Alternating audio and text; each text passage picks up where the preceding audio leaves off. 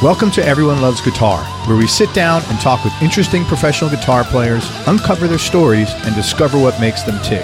If you love guitar, music, and the backstory of people's lives, stick around. You're in the right place.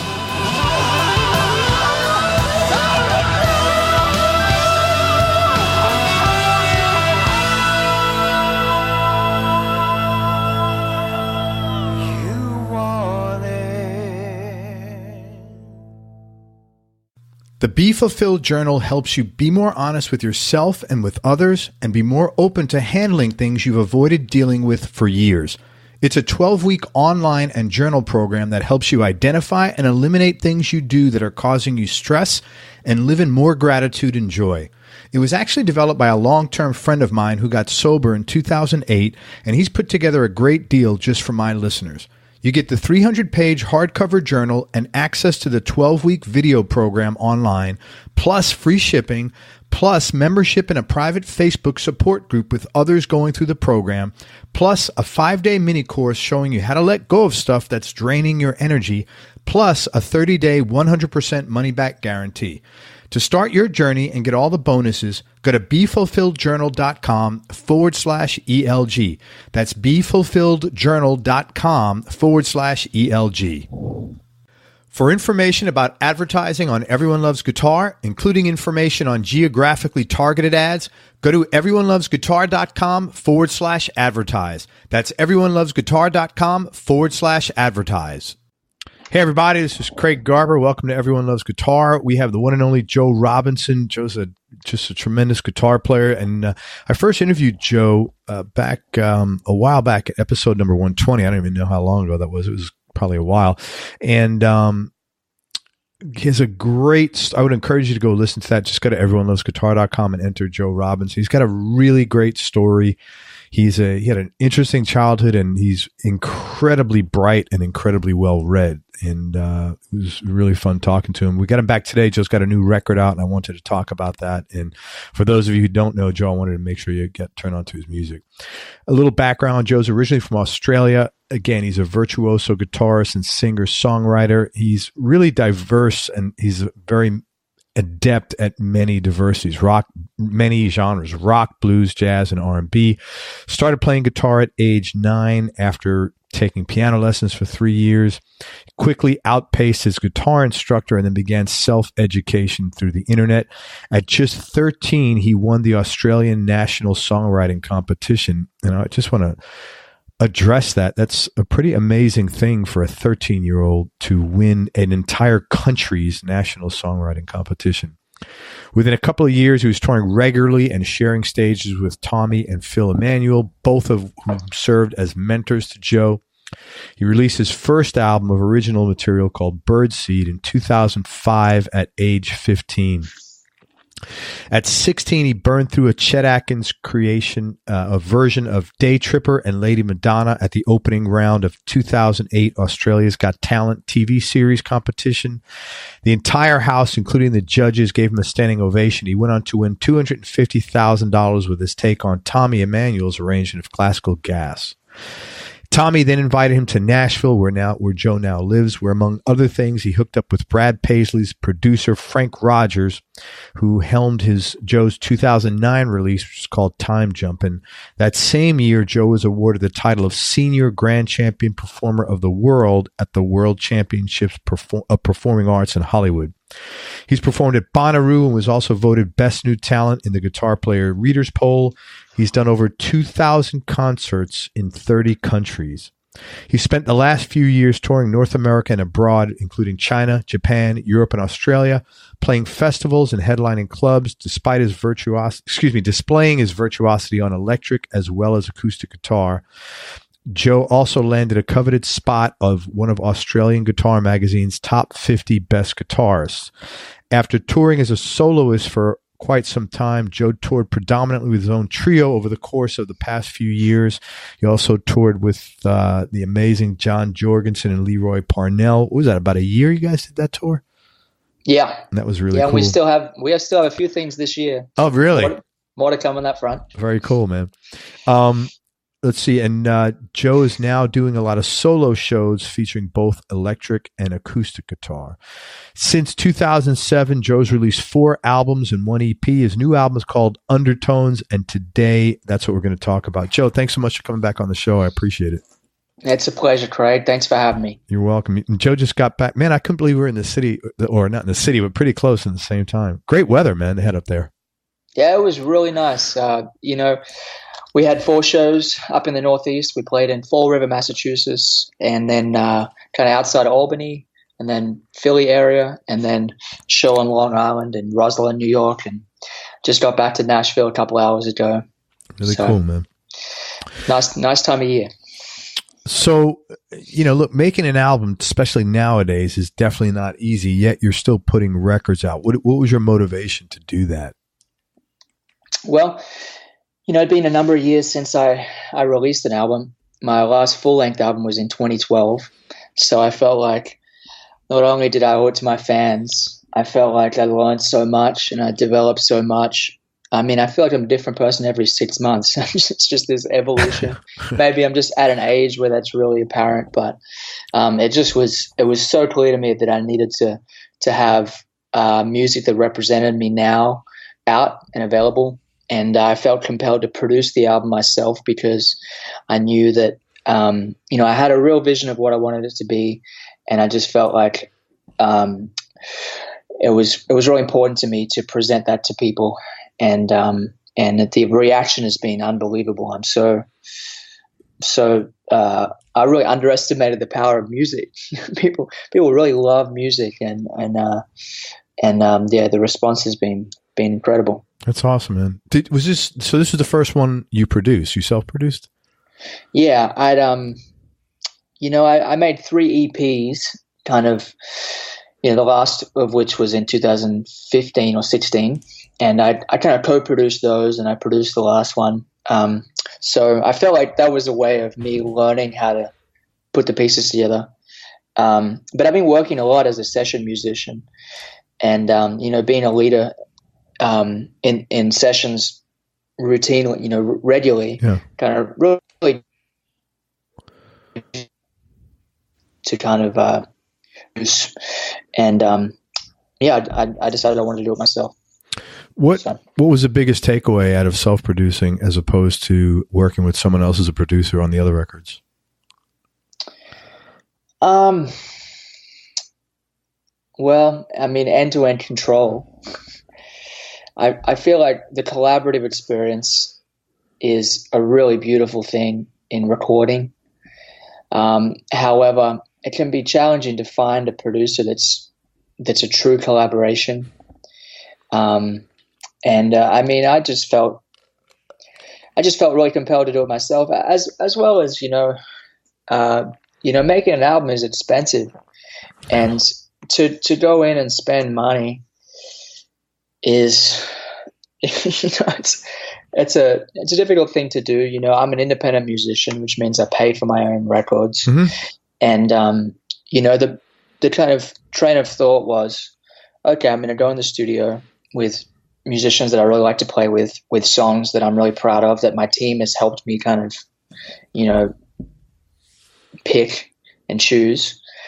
I'll go in. Worst case scenario, I've got a bunch of, good tracks that I can use for something. Best case scenario, they turn out really great and I can finish the production the way I want. And, every step of the way, I just kind of weighed up whether to bring in someone else who had the expertise or whether to figure out how to do it myself. I knew that I was going to put in the time, and I knew that I could learn the skills. I'm good with technical things. And, there's so many resources with the internet, mixed with the masters and Pure Mix and all these different resources to learn how to mix albums and interviews with great producers. So I just absorbed all of that I could. And I knew that, if nothing else, I would develop a lot of skills that would serve me throughout my career. And at the end of the day, I was just amazed with how much you can do yourself. And I'm really happy that I trusted my instincts, and dove in headfirst and produced it myself. So you mixed and engineered as well. Yeah, I mixed it as well. Wow, man, good for you. You're like I said, you're a super smart guy. So I'm like not surprised at all that you were able to do that and put the commitment in. I know I was really blown away by how committed you are to learning all the time. So didn't surprise me at all. I'm glad it worked out for you the way you wanted. Thanks. I do love to learn, and I definitely feel like I'm a super curious person. And when I made those 3 EPs that I kind of spoke about, I would sit there and watch mixing videos for hours.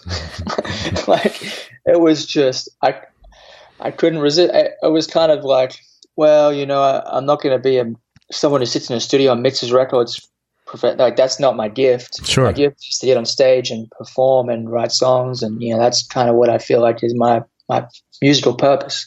But I was just so interested in the process of manipulating sound, and I'm really glad I followed my curiosity because I was able to mix the album the way I wanted it, and I'm really proud of the way it sounds.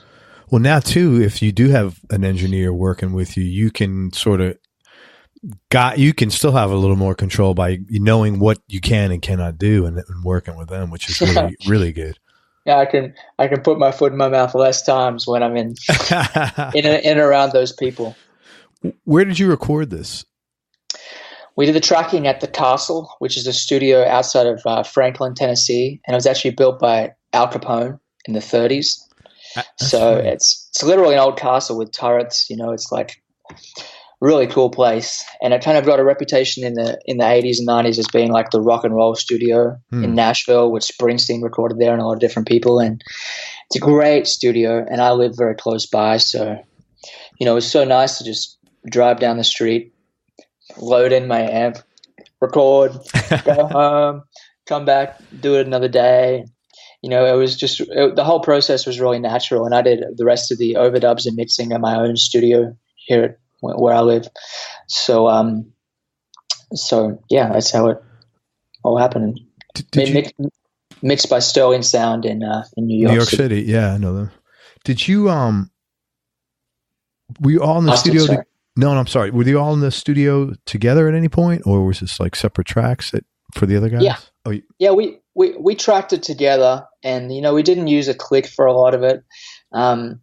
Folks who listen to the album will notice that it's very organic, natural sounding album. Very much. The way I kind of went about it was not playing everything live together, because I was in the studio producing, and my real goal was to get the songs to feel right. So we didn't use a click for a lot of the songs, and we really took our time to get the right drum sound and the right performance of each track. But what I would do is I would bring the sessions home to my studio, and I would take a day to get the guitar sound I wanted for this song. I would experiment with moving mics, changing preamps, changing compressors. Once I got the sound and pick the guitar and all that, I would play the song in its entirety 3 or 4 times. Then I would go to the gym. I'd come home, play it 3 more times, and then I'd cook some food, play it 3 more times. Holy crap. And then the next morning I would wake up, and I'd kind of be making notes as I'm tracking, but I'd be like, okay, well, track 2 was good and track 6 was really good. So I'd listen back, sipping a cup of coffee in the morning, and I'd just pick one. So it was a really natural process. It wasn't like I kind of, spent a lot of time layering and kind of piecing together artificially. It was just kind of, I knew the parts I wanted to play, and I knew that I could capture a natural performance of myself kind of approaching it like that. So that's what I did. Very cool, man. Was it tough to, because I know you're a bit of a perfectionist, was it tough to know when enough is enough? Yeah, it was. And I've spent way too much money in the studio in the past. And that's part of the reason I wanted to do it at the overdubs at, my home studio, is because I wasn't on anyone else's. Oh, a dime. Yeah. You weren't. Dime and clock. And to be honest, sometimes I wanted to record at 5 a.m. and 6 a.m. I like to get up early. And, to me, like going to someone else's studio to do overdubs, even vocals, at a time that we set it just hasn't always felt right to me. So I feel like having my own space and my own time to do it really helped me obsess over it less. It sounds counterintuitive, but it is hard. I like to go beyond perfection. So, and we were speaking about Steve Vai before this interview started, who's a great guy, and he said the same thing. He said, I want it all. I want it to be played the way I want it. I want it to feel good, and I want it to sound inspired.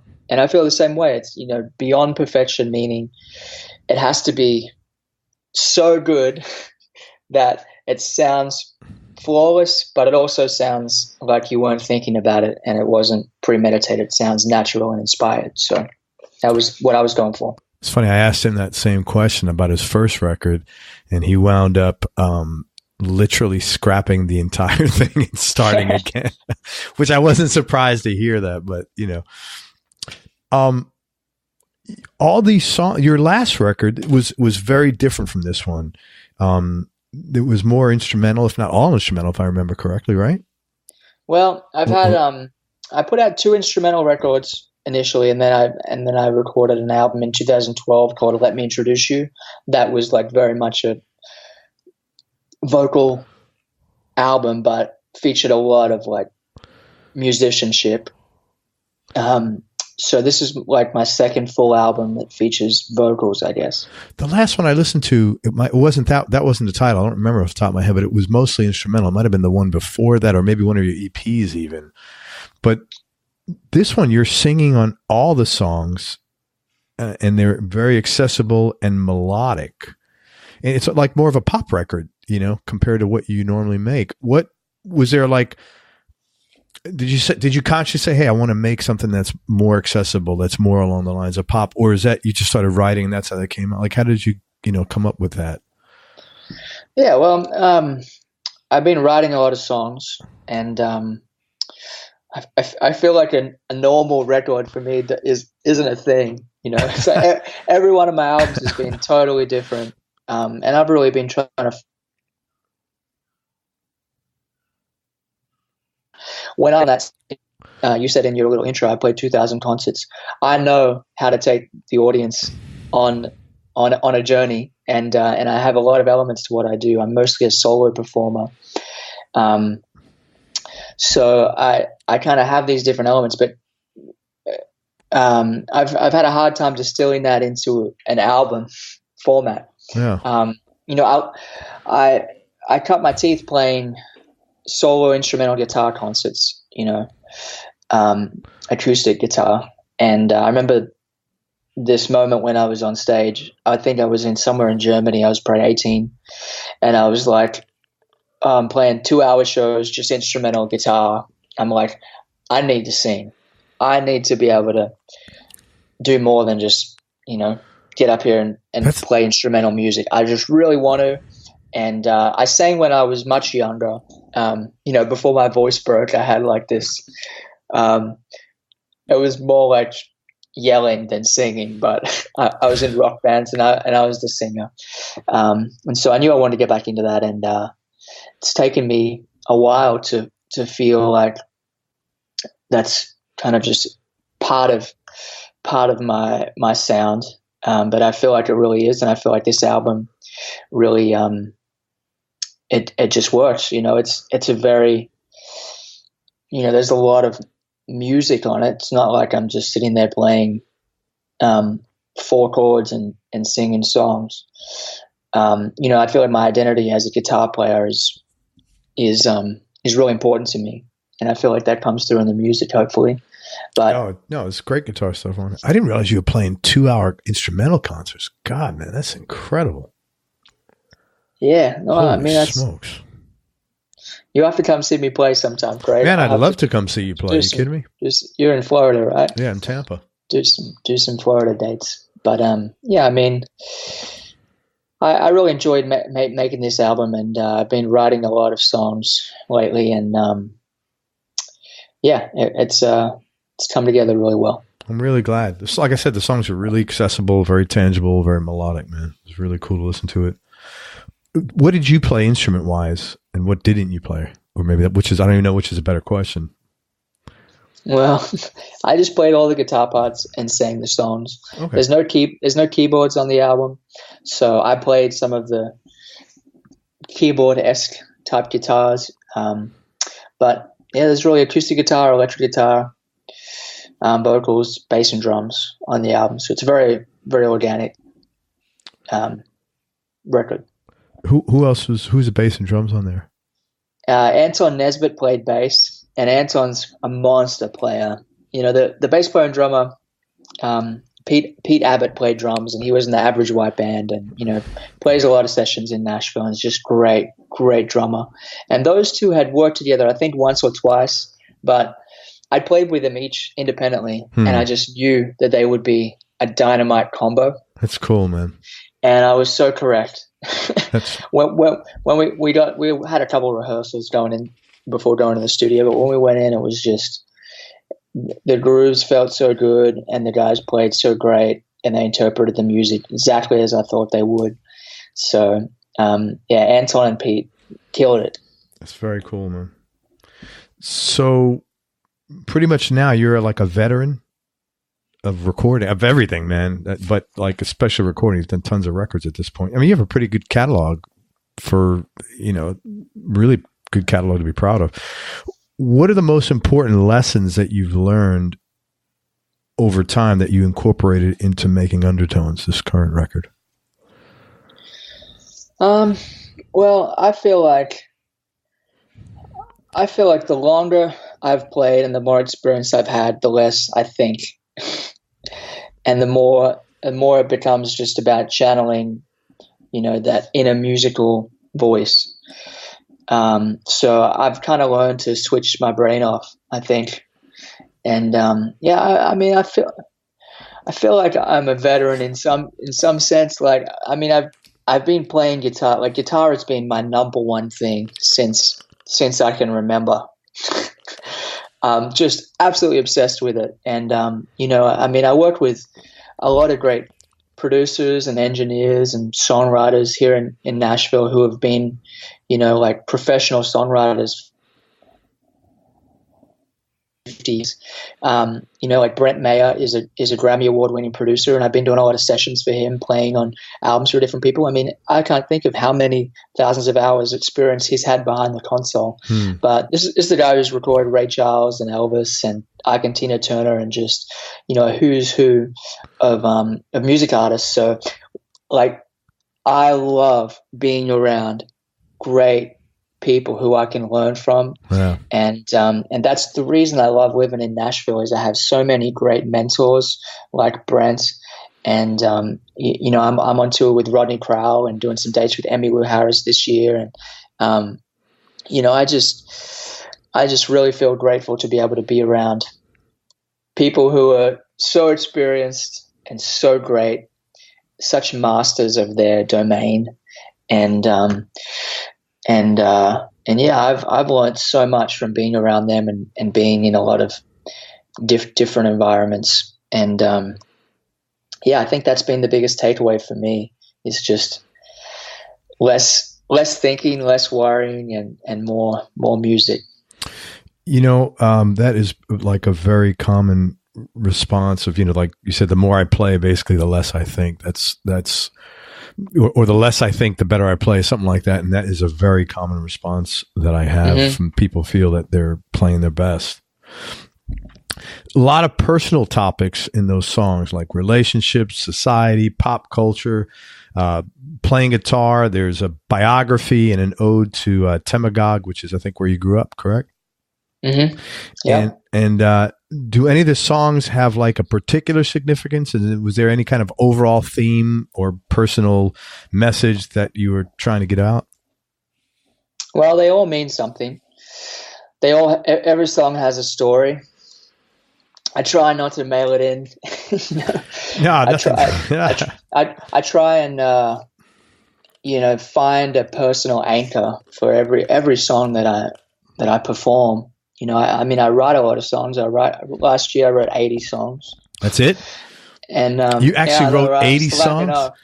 Yeah. Holy shit. So let me do the math on that. That's like 8 songs or like 660, 72. That's like 7 songs a month, man.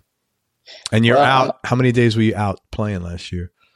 I probably played 120 shows or something.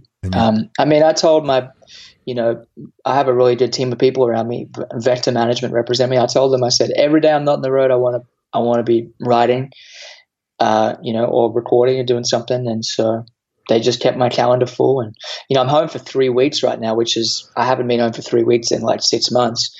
And I have like 1 or 2 days off, but every day I have a writing session with a different great songwriter. So I really like collaborating with people, and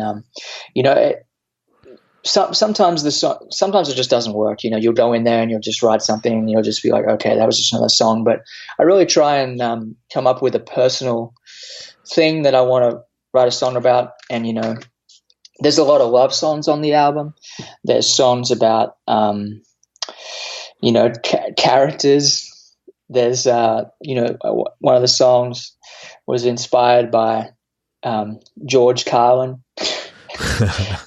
Temagog is like a spoken word piece. Yeah, that was pretty cool, man. There's kind of songs that go into more of a spiritual, existential kind of place. Yeah, so it's kind of all across the board. The album's called Undertones, and I kind of really spent a lot of time thinking about philosophy, and to me, everything in this world has an undertone, an underlying meaning, and I think my music has a lot of dimensions to it, and I try to kind of highlight that with an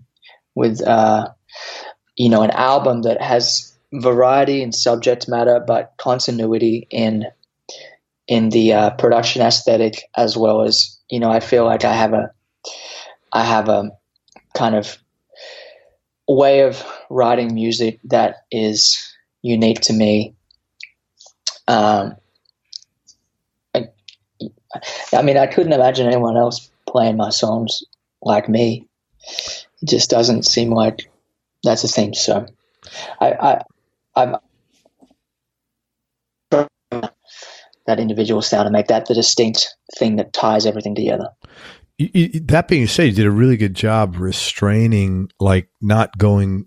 I mean, you're a great guitar player, man. You did a really good job of not making it about that.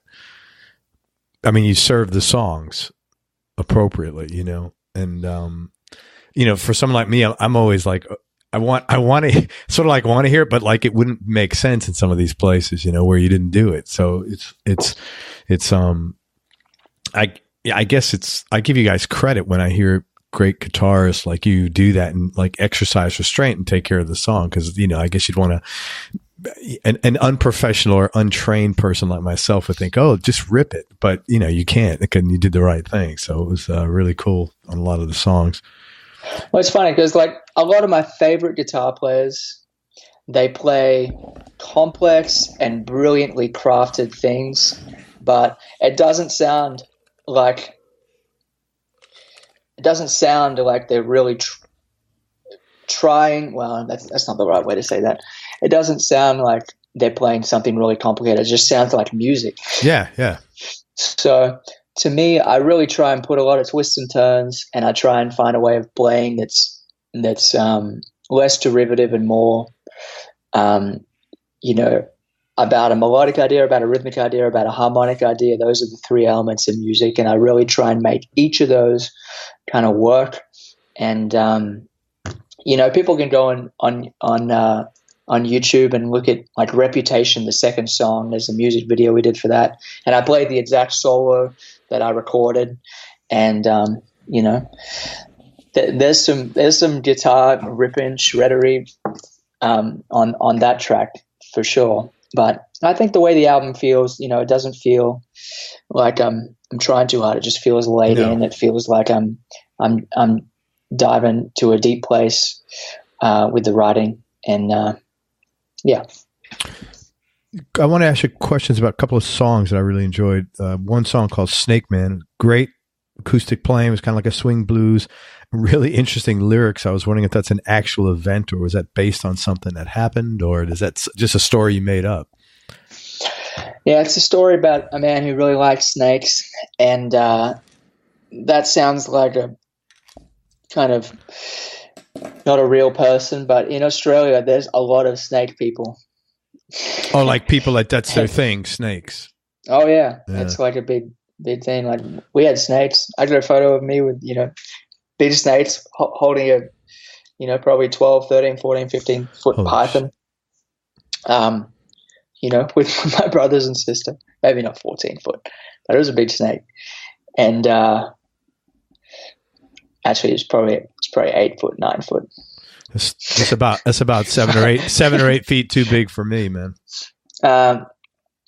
So I had a lot of snake friends, and the story kind of was inspired by a couple people, but it's not entirely true. Like I did have a friend who had a big snake farm, but some kids didn't sneak in and burn it down. But as long as snakes have been around, as long as people have been around, as long as fire's been around, I'm sure something like that has happened. Yeah, man. It was a really cool song. I dug it. And then, man, this was really cool. Millennium Man. So for the people listening, this is like basically like very funny, but not untrue lyrics about social media and kind of like a lot of the state of things in pop culture that people appear to be concerned about. And so I had a few questions. What prompted you to write that? And also, were you like, I agreed with a lot of the things you said in there, and you don't want to get cynical about stuff, but it's kind of like, it's hard not to when you think about all the shit going on, like a lot of the superfluous kind of stuff that seemed to be really people obsessed with. But anyway, what's your commentary on this song? Well, the song was inspired by George Carlin. He has a skit called, I'm a modern man for the millennium, digital and smoke-free, a diversified multicultural postmodern deconstruction who's politically and anatomically incorrect. I've been upwind and downloaded. I've been inputted and outsourced. I know the upside of downsizing. I know the downside of upgrading. I'm a high-tech low-life, a cutting-edge bi-coastal multitask. Old school amino challenges outward bound. I'm a hot-wired, heat-seeking, warm-hearted, cool customer. I'm voice-activated and biodegradable. I'm interfacing my database. My database is in cyberspace. So I'm interactive, I'm hyperactive, and from time to time I'm radioactive, et cetera, et cetera. So George Carlin had this great skit, and I wanted to kind of figure out a way to weave a song around that idea. I think it's like, I like satire. My business is Joe's Garage LLC. Mm-hmm. So I've been influenced by Zappa a lot, although not really musically, because he had this abrasive musical style and a brilliant musical style, but very influenced by him as a creative individual. And I like the element of satire. Ever since I was a kid, I've been writing satirical songs, and I feel like I kind of, I enjoy performing songs of that nature, and I wanted to kind of, play on the modern world we live in, because I grew up in the bush. Like we had one pair of shoes that you're allowed to wear to school, and that was it. Otherwise, if you wear shoes, you're like absolutely like you're like a pansy. And we got hot water in 2001. It was like we didn't really need hot water; it was so hot in Australia. But grew up in the bush and didn't have a lot of technology, and that's why I was able to spend a lot of time practicing the guitar, and I'm really grateful for that. So I feel like I can mock the modern world a little bit, because I'm not a native to it in that regard. Yeah. Well, I think a lot of people are natives to it in this regard, man, because it's just so nutty what's going on out there sometimes with the obsessions that's true. With likes and the desperate what appears to me at times the desperate desire to get some acknowledgement. But I thought it's fun. You mentioned Frank. When you did that song, I thought of Zappa because of the way it was kind of like, the satire, just the whole, the pentameter of it was kind of very Zappa-esque, Well, I love Zappa. I think Miles Davis and Zappa creatively really influenced me as a very young person when I was like between the age of like 11 and 13. I saw this documentary on Miles Davis and I kind of was turned on to Zappa around that time, and I was just like, man, these guys just have so many ideas, and the music is so vivid, and it's just, I thought that was just really, really interesting. And that being said about the modern world, I do think we live in an amazing time. You and I are having this conversation. People all around the world will listen to it. I learned to play from like the internet. I really credit the internet because it was my portal into all these great musicians and all these great resources. Sure. So I think there's a lot of positive to be had, but it drives me absolutely crazy. I spent a lot of time I probably drove 50,000 miles last year on the highways, and the amount of people texting and driving. Oh, it's just fucking scary. Is very, very, very scary. And that to me is like it says so much about what phones are doing to our brains. So I think there's a lot to be cautious of with technology. It's funny. There's this movie on Netflix. It's called something like Here Today, just about that. And it's these really short 15-minute or 10-minute stories about just incredible tragedies that people got by taking their eye off the ball and texting or doing something with the phone. So after I saw that movie, I took that as an omen and I changed my settings. So like if someone texts me, it says like, hey, I'm driving now. It's just an automatic setting on the iPhone. It's not like I had to set this up, but it says like, I'm driving now and, I'll get back to you when I'm finished or something like that. And it's a lot less stressful when I'm driving to get text now that I don't get text. We have a mutual friend, Robin Ford, and, I don't text very much. I maybe send 1 or 2 texts a day if I have to. I'll call people. And I try and set my life up so I don't have a bunch of people texting me. I'll be emailing all day. Sure. But, Robin said to me a few years ago when we were on the road together, he said, Joe, Joe, I noticed you use your thumb to text a lot. And he said, I would say be careful of that because, using that joint too much might be a problem after a lot of years. And, this is a guitar podcast. Basically, texting with your thumb can really wear the joint down a lot. So as guitar players, I think we need to be careful of that. Interesting. Yeah, it's just I won't text and drive. And like I said, I did it initially so I could like not get into an accident, but it turns out there's a lot less pressure, like just less stress that I don't have to read text and get text. And it's just great. It turned out to be a big positive. And I don't have to worry about killing anybody, which is always cool. Yeah. Unless you go into a hospital and you're GPSing in the direct route to a hospital, there's no excuse for it, in my opinion. No, zero. And I agree with you. I'm not out as much as you because I work out of the house. But man, when I'm on the road and I see people texting, it scares the crap out of me. It really does. And they'll literally swerving on the highway doing 50, 60 miles an hour because they're texting. So I'm with you, man. The guitar work on that song, again, that's Millennium Man. That was one of my favorite songs on the album. Great guitar work closing out that song. I was wondering what guitar you were playing on that track. Thanks, Craig. It was an SG, a 64 SG that Robin actually lent it to me. We're on the road kind of when I was tracking some of those parts, and he was like, "Hey, Joe, I think this guitar would work for you." It did. I used it on quite a few songs on the album, actually. It's cool, man. He's got no shortage of good guitars, of vintage great guitars either, man. So that's pretty cool. Yeah, it was real generous of him to just be like, "Hey, man, play this for a while." What amp were you playing out of? I used a few different amps on the album, and I forget exactly which songs use which amp, but I had a Vibro Verb, which is a great amp that definitely just sounds phenomenal. I have a Vibro King, which I use on the road a lot. I have a Shure Kevin Shaw, SHAW. Yeah, he's Full like Tilt. in Franklin or near you, right? Yeah, he's outside of Nashville. Yeah. And I have one of his amps, which I've used on the road a lot, and it's great. And those were pretty much the 3 amps I mostly used. Vibraver, Vibra King, and Shaw. Very cool, man. What's the best place to that? First of all, the album's called Undertones. I want everybody to check it out and then support Joe's music in general. He's a tremendous guitarist. He's got a bunch of really cool stuff he's done.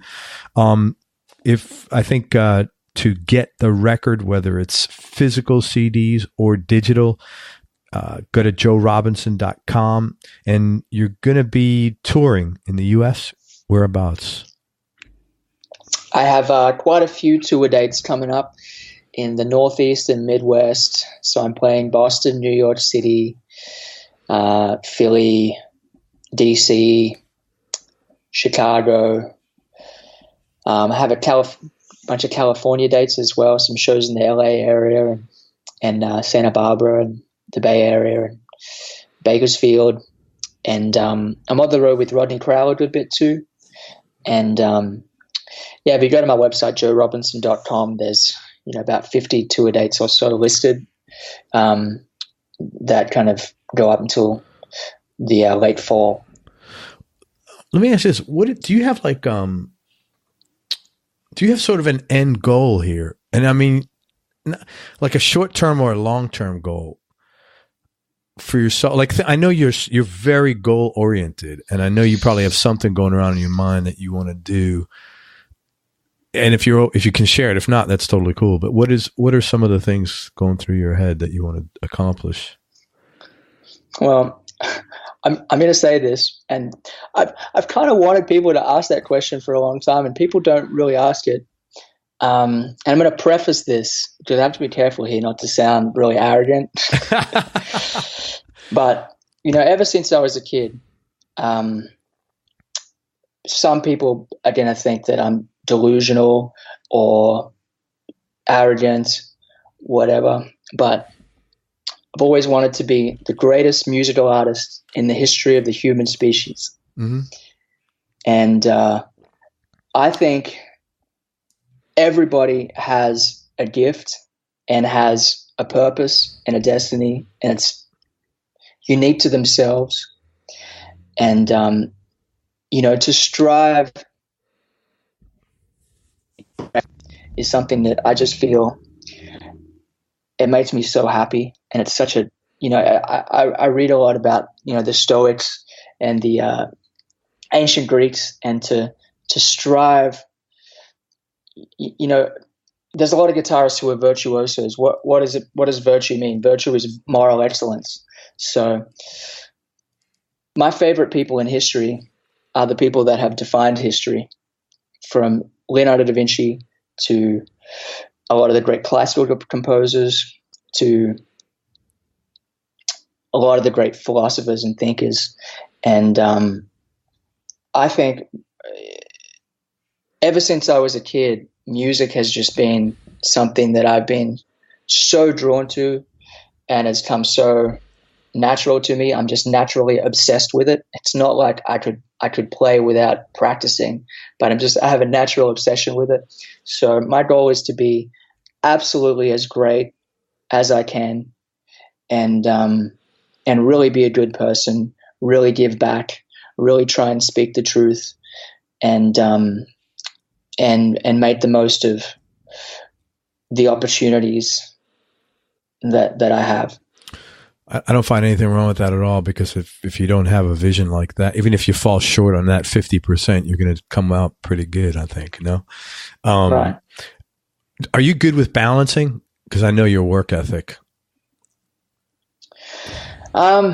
You mean like work-life balance, that kind of thing? Yeah, like taking a breath and and I know it's hard because you say, "Oh, well, I love music. I don't need to be balanced," because I get that too. There's a part of my show where I stand on my amp on one foot and play songs, so I'm good at balance in that regard. No, I think I have a very balanced life. I love to read. I love to exercise. I eat really, really well. I don't watch TV. I don't drink. I don't do any drugs. I don't hang out with people I don't like.